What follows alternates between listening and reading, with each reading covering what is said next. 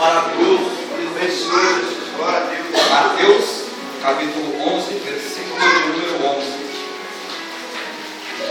Eu não sei qual foi a intenção que você entrou nessa igreja. Qual é o seu pedido?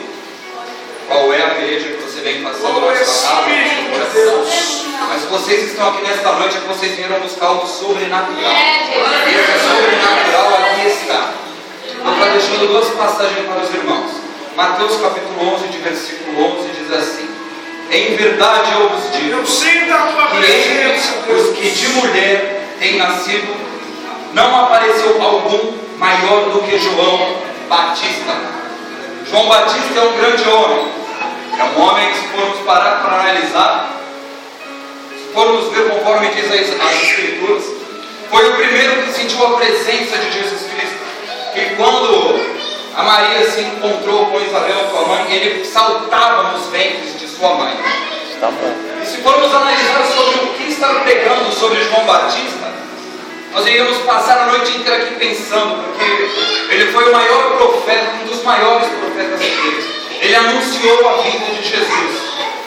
E eu quero estar deixando aqui com vocês o que está em Marcos, capítulo 1. Aleluia. E é algo que nos revela sobre João Batista, que diz assim: e João andava vestido de pelos de camelo, e com um cinto de couro em redor de seus lombos, e comia gafanhotos e mel silvestre. Quantos aqui de vocês não entraram nessa noite preocupados com as vestes que vocês estão? Preocupados se a roupa que você estava vendo iriam reparar nela ou não? Preocupado se da forma que você entrou aqui, o irmão que fosse estar do seu lado iria estar reparando em ti. Mas assim como João Batista, ele era um dos maiores homens que houve nessa terra. A Bíblia nos revela que homem do tamanho dele, igual a ele, com a grandeza e sabedoria não há. Da mesma forma é vocês. E vocês não precisam estar com vestimentas de pele, de pelo de cabelo, para que o seu irmão olhe para você e entenda que você tem um chamado sobrenatural, que você tem algo muito maior do que aqueles que te olham possam imaginar. A Bíblia também nos revela que João Batista, ele comia gafanhotos e mel silvestre.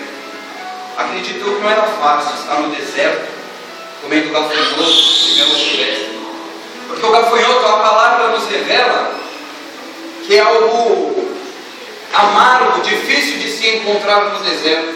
Não sei quantos aqui já tomaram um chá de bolo, mas acredito eu que um gafanhoto seja tão amargo como um chá de bolo.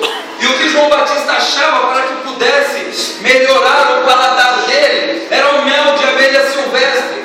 Agora, quem aqui tem coragem de pôr as mãos sobre uma colmeia de abelhas de mel silvestre? Acredito eu que isso que Deus propôs sobre a vida de João Batista é que